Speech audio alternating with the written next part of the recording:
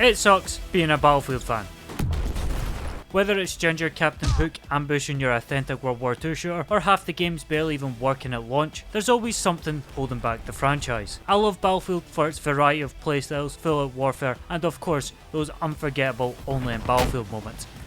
Right, well it was close. Battlefield at its best delivers immersive large-scale combat, where everyone has their own role to play, whether that's the medics keeping the front line alive, or that bitch of a sniper going 1 for 23 sitting at the back of Jupiter. Cheers mate, really couldn't do it without you. Wait, are you talking to me?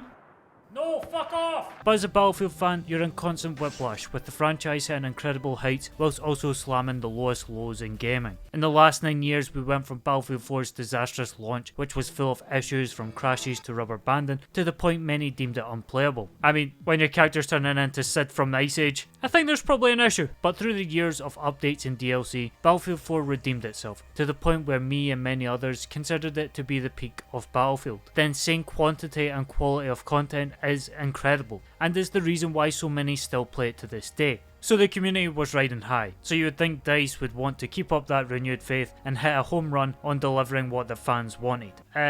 Nah, fuck you, here's Cops and Robbers. Which, don't get me wrong, I don't hate Hardline, it's a decent shooter. Like, sure you can't do this, but you can give enemies a middle finger, so I'd say it evens itself out. However, for everyone wanting a new Battlefield game, this felt like a Battlefield game with most of the elements that made Battlefield special removed. To the point, people even called it a COD clone. I think that's a bit far. Which meant once again the community was in a slump. But then Battlefield concusses us with one of the best trailers ever made. These motherfuckers had the audacity to go from wacky cops and robbers to World War I. But instead of giving us trench foot, they went full out, giving us horses, trains, and most importantly, the gun that led to the creation of the Geneva Convention, the Calibri.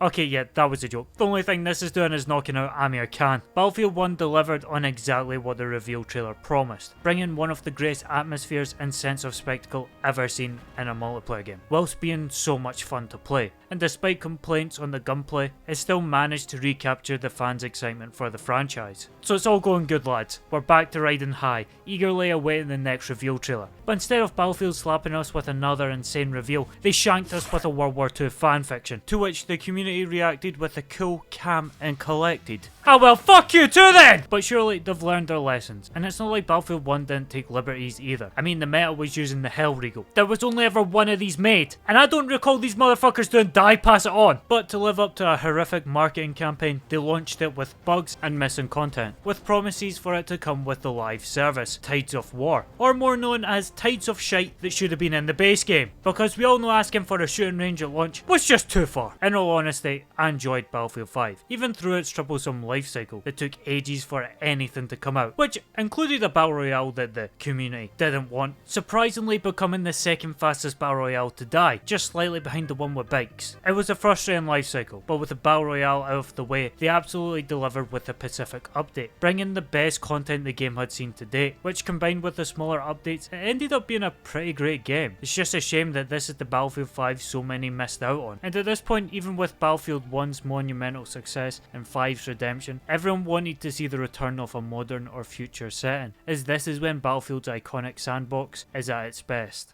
And that finally brings us to Battlefield 2042.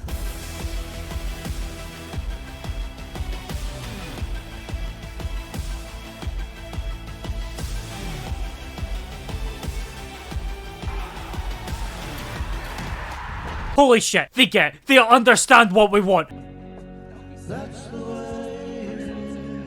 Right, who the fuck let Amy Schumer spearhead the design choices? Cause this is shite! Battlefield 2042 slammed all the hallmarks of a Battlefield launch, riddled with bugs, low amount of content, and of course barely being functional. But this is only half the reason for its infamous reputation. Battlefield 2042 failed in understanding what made their previous game so great, refusing to understand what was core to the experience and what could be removed to follow trends or additional ways to monetize. Specialists, the decreased focus on squad play, and the failure to properly adapt the map design to the increased player count are all factors that diminish the Battlefield gameplay loop. But there is a tornado. Ah, fuck! Don't worry though, it's still shite. Specialists homogenise the class system pivotal to the Battlefield experience, where you no longer have a role, you have a gadget. That doesn't even affect the way you play. You're just optimising your loadout to fit all situations when you have access to all the strengths that made these classes in previous games distinct. Not to mention how basic and boring the specialist abilities actually are. It's 2042 and my man's getting deployed with a riot shield. The most interesting ability by far is the wingsuit, which to be fair is class, as I've always wanted to live out my power fantasy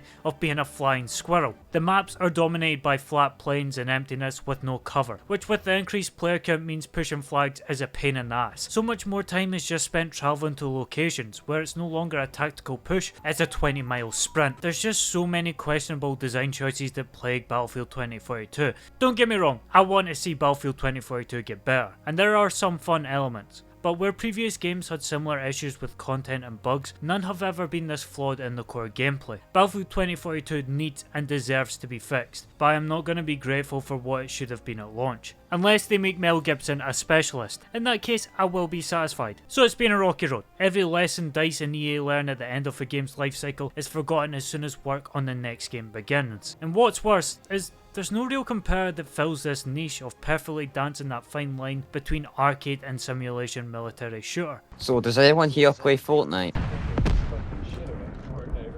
Can we leave the Fortnite guy behind? Even with every Battlefield YouTuber and their grands uploading a weekly video with a new Battlefield killer that will die out within 3 days. I mean, even the most promising competitor we have right now is a game that already died, and the title isn't aging too well. I'm hoping their second attempt works, but there might be a reason after all these years there's not been a Battlefield killer. And I think Battlefield will make a rebound, as DICE has unfortunately proved again and again. Battlefield is a fantastic shooter that deserves better. I love Battlefield and DICE makes incredible games.